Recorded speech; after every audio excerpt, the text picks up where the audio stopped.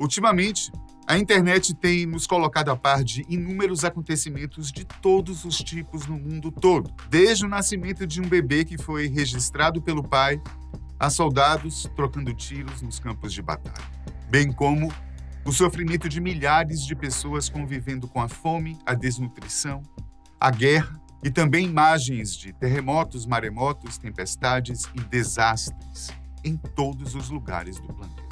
Enquanto os cientistas e outras pessoas dizem tratar-se de ocorrências naturais, mas cada vez piores devido à ação do homem, e que as guerras são provocações exclusivamente humanas, outros insistem em dizer que tudo isso são os sinais registrados por João de Patmos em seu livro das Revelações, também conhecido por Apocalipse.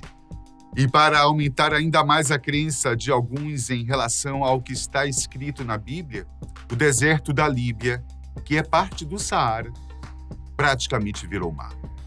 Mas como assim? Virou mar?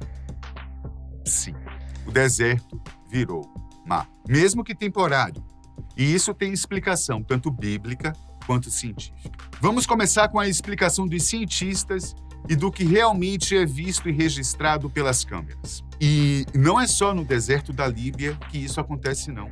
O problema da Líbia foi que, como veremos daqui a pouco, houve um incidente que só piorou as coisas. Assim como em outros desertos, como o da Judeia, que na verdade faz parte também do Saara, no deserto da Líbia também chove. Muito pouco, menos de 100 milímetros por ano, mas chove. No verão, a temperatura nesses lugares chega a ultrapassar facilmente os 40 graus centígrados, podendo chegar até os 50, quando os termômetros marcaram nada menos do que 57,8 graus. Temperaturas a esse nível impossibilitam que qualquer pingo d'água chegue até o chão. Pode ter certeza disso. Contudo, não é sempre que o calor chega a tanto e, de vez em quando, permite a formação de nuvens carregadas no céu. O fato é que nem sempre é assim. Com o passar do tempo, aquelas pequenas gotículas do pouco orvalho que se forma durante as frias noites do deserto, além de outros fenômenos, vão dando origem às nuvens, que acabam descarregando a chuva em alguns pontos. Geralmente não são chuvas torrenciais, porém, é o bastante para criar pequenos veios d'água que vão escorrendo pela terra. Você poderia se perguntar por que a terra ou a areia não absorvem esses pequenos volumes de água. O fato é que o solo é tão seco e duro que não há como a terra absorver a água. Nos locais onde a areia não foi varrida e não deu lugar ao chão duro, isso não acontece. A água que não é absorvida vai se juntando a outros pequenos veios, até formar os chamados rios temporários ou intermitentes.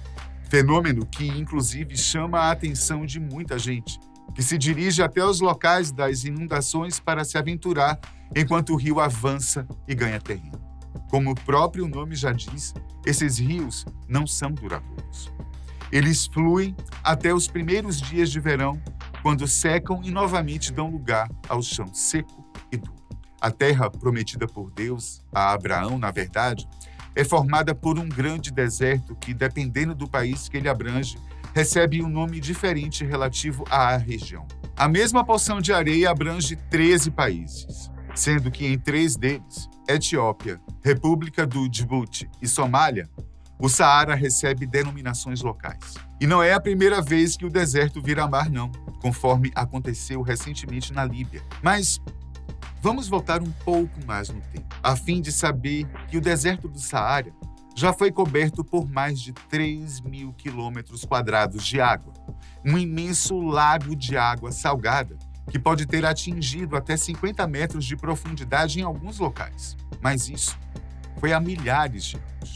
Segundo alguns estudos mostraram, por volta de 7 milhões de anos atrás, as placas tectônicas teriam se movido tão abruptamente que o fluxo de água que alimentava esse enorme lago foi interrompido, transformando toda a região no deserto que conhecemos hoje. Em 2011, uma das maiores cidades da Arábia Saudita, Jeddah, foi atingida por fortes temporais, que chegou a arrastar carros pelas ruas e inundar diversas residências, prédios e comércios. A cidade, que hoje conta com cerca de 4 milhões de habitantes, fica a poucos quilômetros dos limites do deserto do Saara e enfrenta ondas gritantes de calor a maior parte do tempo. Chuvas por lá são raras.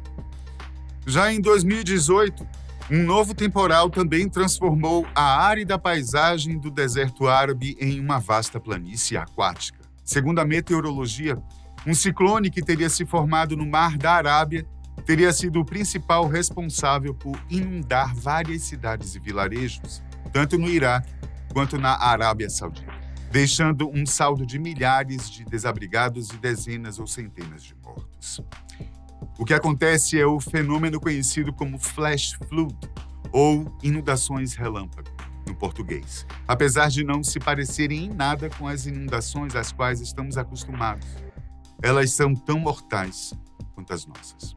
Nos anos de 2019 a 2022, por exemplo, as inundações relâmpago ainda fizeram dezenas de vítimas e desalojaram centenas de pessoas, além de terem causado vários prejuízos materiais. Porém, desta vez na Líbia, a ocorrência aproximou-se mais da ira divina do que nas outras ocasiões.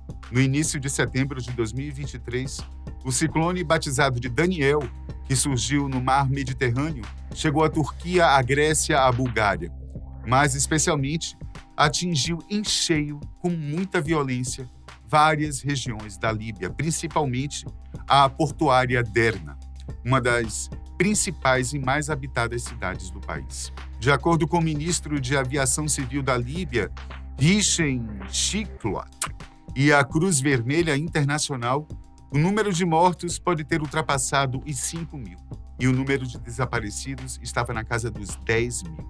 A situação na Líbia, que já não era fácil, tornou-se agora uma calamidade pública mundial. Desde a queda do ditador Muammar Gaddafi, a grande mudança e as melhorias simplesmente não aconteceram. Boa parte da população empobreceu, dadas as inconstâncias e negligências políticas, de acordo com o jornalista e escritor líbio Farid Adli. Em uma entrevista à Settimana News, em 2022, ele deixou claro que o maior problema na política chama-se Islã. Mesmo tendo perdido feio 2 eleições, os membros da chamada Irmandade Muçulmana ainda possuem uma voz forte dentro do parlamento. Tanto é que conseguiram nomear 1/3 dos ministros. Aqui é desnecessário dizer o motivo dessa força toda, não? Naquela região, a luta armada tem total controle sobre qualquer pensamento democrático. Quando o Serviço de Meteorologia percebeu o perigo que se aproximava, foram enviados alertas às áreas que poderiam ser atingidas, mas muita gente parece não ter acreditado ou simplesmente ignorado os avisos. Até hoje, as pessoas ainda procuram parentes desaparecidos. Tentam reorganizar seus pertences para dar continuidade às suas vidas.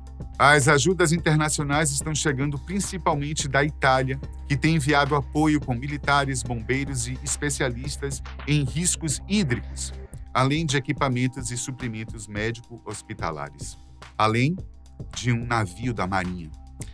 Os Emirados Árabes Unidos também têm dado grande apoio, inclusive com o envio de aeronaves. Kuwait, Palestina e Argélia ajudaram com suporte humano nas buscas e nos resgates. Há um alerta que todas as instituições ligadas ao clima global fazem e que, pelo jeito, não tem sido ouvido. Na região mediterrânea, as altas temperaturas do mar alimentam chuvas cada vez mais intensas, alternadas com períodos cada vez mais longos de seca, que contribuem para a impermeabilização de um solo já naturalmente seco. Os solos impermeabilizados não absorvem água.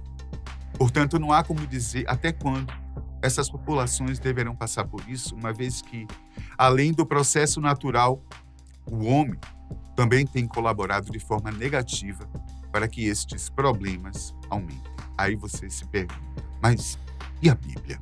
Essas inundações no deserto são referidas no livro sagrado dos cristãos. Por exemplo, há quem diga que Isaías, no capítulo 44, versículos 3 a 5, faz referência a este fenômeno quando diz: porque derramei água sobre o sedento e os rios sobre a terra seca. Derramarei o meu espírito sobre a tua posteridade e a minha bênção sobre os teus descendentes. E brotarão como a erva, como salgueiros, junto aos ribeiros das águas. Este dirá: eu sou do Senhor. E aquele que se chamará do nome de Jacó, e aquele outro escreverá com sua mão ao Senhor, e por sobrenome tomará o nome de Israel.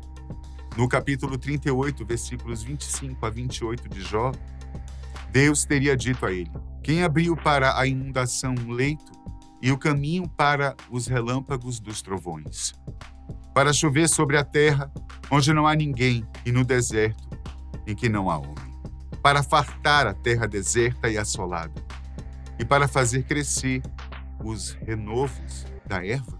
Muita gente tem mencionado, no entanto, que o que está ocorrendo no mundo, inclusive as chuvas no deserto, tem alguma ligação com as palavras do Apocalipse. Só que o mais interessante é que não há nada no livro das Revelações de João de Patmos que tenha alguma relação com as inundações relâmpago que ocorrem há muitos anos nos desertos do Oriente Médio e da África. Aliás, em nenhum outro livro da Bíblia isso é descrito, a não ser de forma positiva, sempre se referindo à água como um símbolo de prosperidade, vida e renovação espiritual. Mas, de qualquer forma, temos que ter o seguinte em mente: a mesma água que no deserto é capaz de trazer vida, também pode trazer destruição. E a verdade em tudo isso é que temos que cuidar não só de nós mesmos, como também do meio ambiente que a gente vive. Somos todos responsáveis no final. O planeta é um só.